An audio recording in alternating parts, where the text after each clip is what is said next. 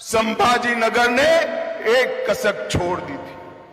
देश के पहले गृह मंत्री लौह पुरुष भारत रत्न सरदार पटेल ने ये मराठा वाड़ को निजाम के कुशासन से मुक्त किया था और मजलिस को यहां से हटाने का काम किया।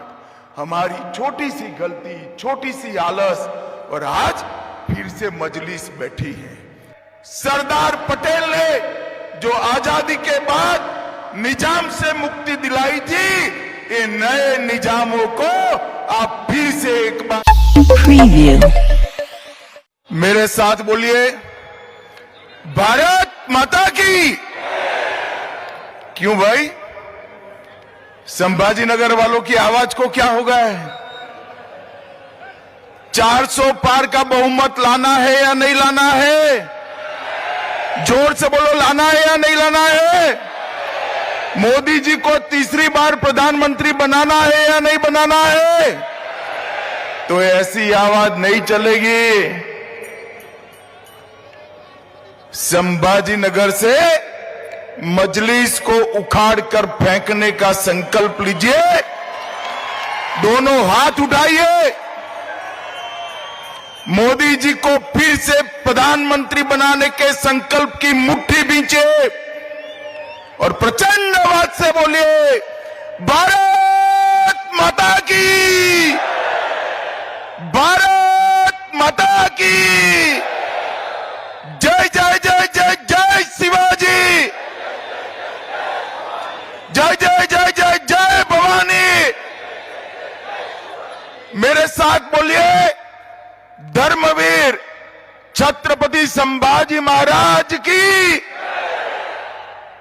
आज मेरे साथ मंच पर उपस्थित श्रीमान देवेंद्र फडणवीस जी, हमारे प्रदेश अध्यक्ष श्रीमान बावनकुले जी, मेरे मित्र और केंद्रीय मंत्री श्रीमान राव साहेब दानवे जी, पंकजाताई मुंडे जी, श्रीमान अशोक राव चौहान जी, श्री भगवत करार जी, श्री अतुल सावे जी, बहन विजयाताई राहतकर जी, श्री प्रताप राव चिखलीकर जी, श्री सुजय विखे पाटिल जी, श्री अजीत गोपछड़े जी, और आज संभाजी नगर में इतनी बड़ी संख्या में आए हुए प्यारे भाइयों, बहनों, माताओं और मेरे जिगर के टुकड़े जैसे युवा मित्रों, आप सभी को नमस्कार। मित्रों, आज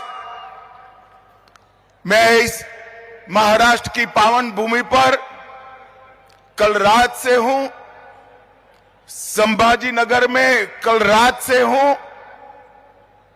सबसे पहले मैं इस भूमि पर आकर जिन्होंने देश को स्वतंत्रता का मंत्र दिया, वो हिंदवी स्वराज के स्थापक छत्रपति शिवाजी महाराज को प्रणाम कर कर मेरी बात की शुरुआत करता हूं।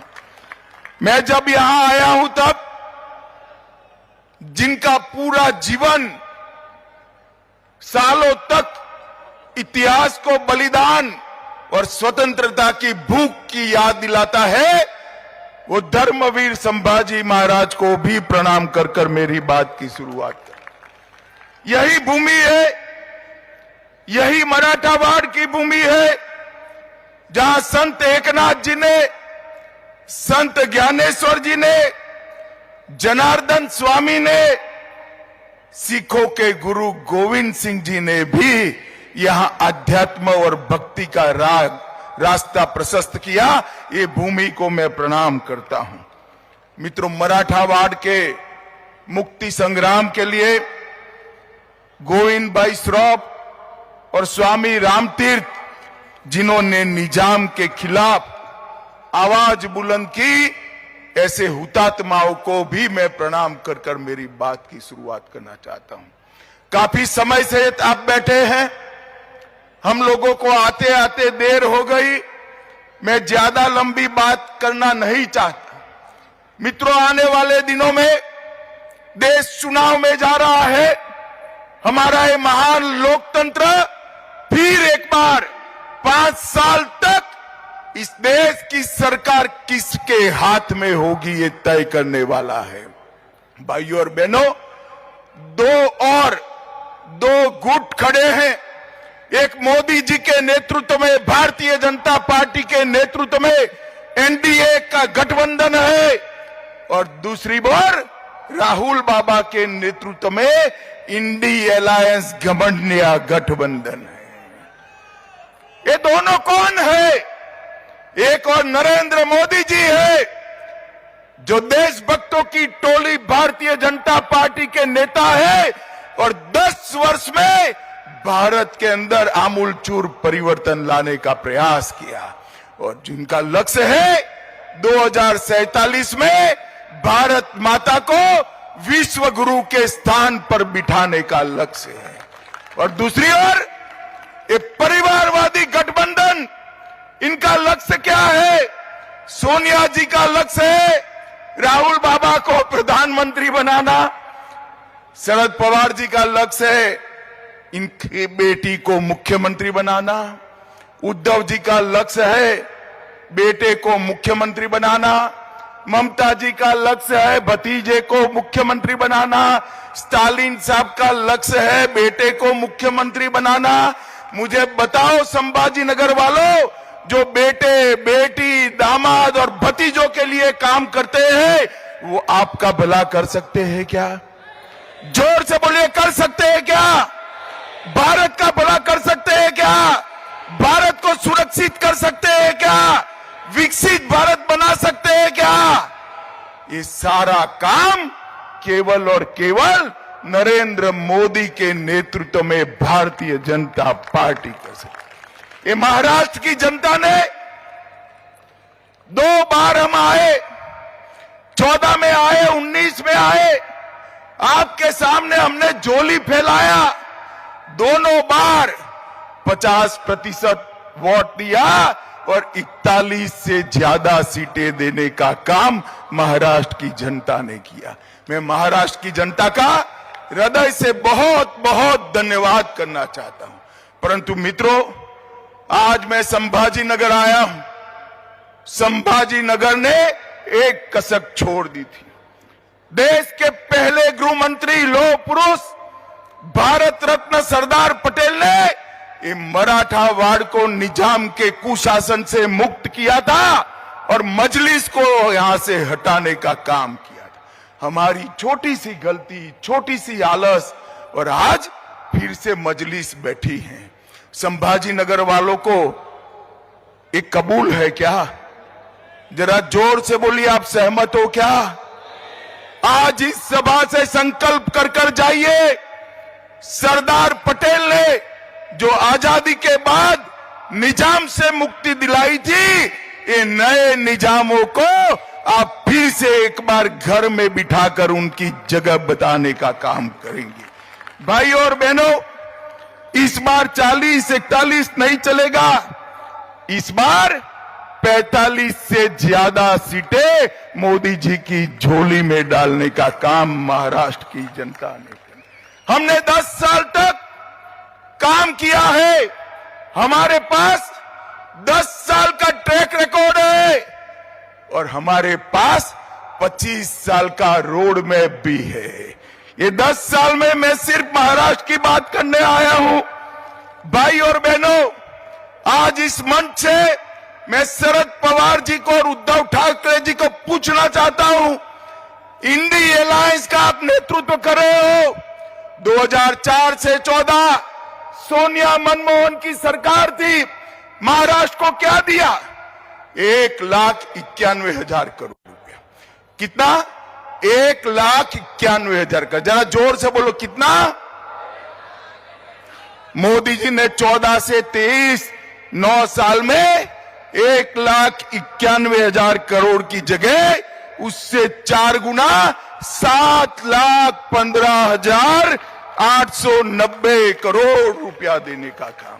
इसके साथ साथ 8 लाख करोड़ के और प्रोजेक्ट दिए। 10 साल में 16 लाख करोड़ रुपया महाराष्ट्र के विकास के लिए नरेंद्र मोदी जी ने बेचे। शरद राव, जरा हिम्मत हो तो हिसाब किताब लेकर आ जाना। हमारा युवा मोर्चे का कार्यकर्ता शिवाजी महाराज के पुतले पर सार्वजनिक चर्चा के लिए तैयार है। आपने क्या किया है महाराष्ट्र के लिए। और भाइयों बहनों, इतना ही नहीं, लगभग 1,20,00,000 लोगों को आजादी के 75 साल के बाद महाराष्ट्र में पीने का पानी घर में मिला। 1 करोड़ लाभार्थियों को 5 लाख तक का आयुष्मान भारत का फायदा मिला। लगभग 76 लाख माताओं को घर में पहली बार शौचालय मिला। 7 करोड़ लाभार्थियों को प्रति व्यक्ति प्रति माह 5 किलो अनाज फ्री ऑफ कॉस्ट देने का काम नरेंद्र मोदी ने किया। 51 लाख लाभार्थियों को, माताओं को घर में गैस और चूल्हा देने का काम नरेंद्र भाई ने किया। 12 लाख लाभार्थियों को महाराष्ट्र में घर दिया। और मुझे बताओ संभाजी नगर वालों, आप लोगों के दोनों टीके लग गए कोरोना के या नहीं लगे? लग गए? वो जरा हाथ ऊपर करो दो। सबके लग गए? किसी को 25 पैसा भी देना पड़ा है? मोदी जी ने कॉफी पिलाकर टीका लगाया और व्हाट्सएप पर मोदी जी के हंसते हुई फोटो के साथ सर्टिफिकेट देने का काम भी कर दिया। और देश में 200 करोड़ टीका लगाकर 130 करोड़ की आबादी को कोरोना से सुरक्षित करने का काम नरेंद्र मोदी जी ने किया। मैं आज फिर से इंडिया अलायंस वालों को चैलेंज देकर जाता हूं कि आप आगे आइए। आपके भी 10 साल थे, हमारे भी 10 साल थे। हिसाब किताब करिए। अरे आप कर ही नहीं सकते हो, अरे ज्यादा करना है तो आपके 40 साल और हमारे 10 साल का हिसाब करिए। हमारे 10 साल का पलड़ा भारी है भाई। मोदी जी ने 10 साल के अंदर किया। मोदी जी ने 10 साल के अंदर देश को सुरक्षित करने का काम किया। मोदी जी ने सर्जिकल स्ट्राइक और एयर स्ट्राइक कर पाकिस्तान के घर में घुसकर आतंकवादियों का सफाया करने का काम नरेंद्र मोदी जी ने किया।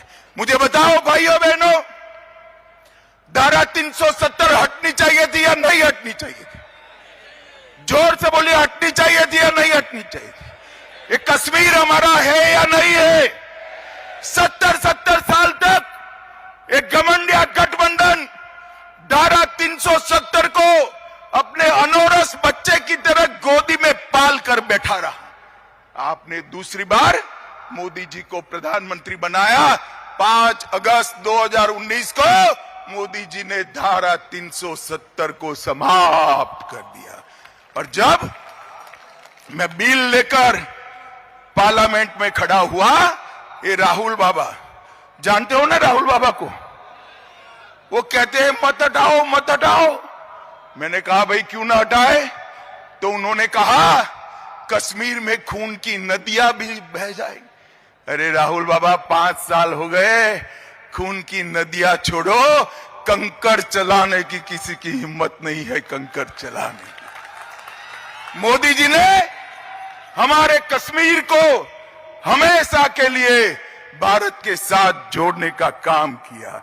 मोदी जी ने 550 साल से करोड़ों देशभक्त, करोड़ों राम भक्त, दुनिया भर में फैले हुए सभी लोग चाहते थे कि अयोध्या में राम मंदिर बने। आप भी चाहते थे या नहीं चाहते थे भाई? जोर से बोलो, चाहते थे या नहीं चाहते? एक कांग्रेस पार्टी ने 70 साल तक रामलल्ला को टेंट में बिठाकर रखा। 70 साल तक राम जन्मभूमि के केस को अटका कर, लटका कर, भटका कर रखा। मोदी जी को दूसरी बार आपने प्रधानमंत्री बनाया, भूमि पूजन भी हो गया और प्राण प्रतिष्ठा हो गई और आज रामलल्ला भव्य घर में विराजी।